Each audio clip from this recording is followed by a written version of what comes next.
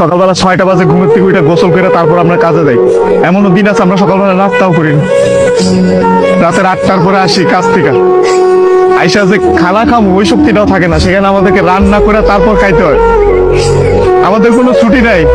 একদিন আমরা ছুটি পাই, ওই দিন আমরা ঘর গুছাইতে, কাপড় ধুইতে, এটা সেটা করতে করতে চলে যায়। কাপড় ধোয়ার জন্য যে মানুষ রাখবো, মানুষ রাখলে তো টাকা যাবে, বেতন দিতে হবে ওদের।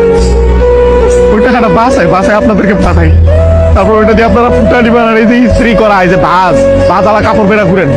আর এই যে কাপড়, আমরা কাপড় পরতে পারি না ওইখানে। এই যে এখানে দেখেন না ভালো ভালো কাপড় পরে ঘুরতেছি, এটা খালি আব্বা আম্মা আত্মীয় স্বজন দেখে ভাবে যে অনেক সুখে আছে। ওখানে তো জামা কাপড় পরার টাইমই পাই না আমরা। কখন জামা কাপড় পরবো? সারাদিন তো ইউনিফর্ম পরেই থাকা লাগে।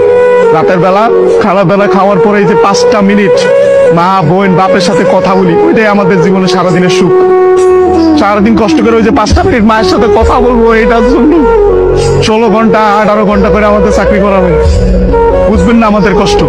আমরা হয়েছে পৃথিবীর সবচেয়ে বড় মৃত্যু, কারণ আমরা উঠতে উঠতে মিথ্যা কথা বলি। মা যত জিজ্ঞেস করে বাবা খাইছো না, বলি খাইছি। কি বলবো, মারা তো বলতে পারবো না। মা যখন জিজ্ঞেস করে কেমন আছিস বাবা, বলি ভালো আছি।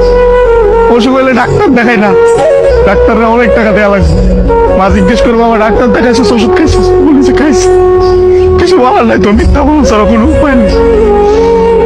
আমাদের মতো মৃত্যু কার কেউ নেই, আমাদের কোনো ঈদ নাই ভাই।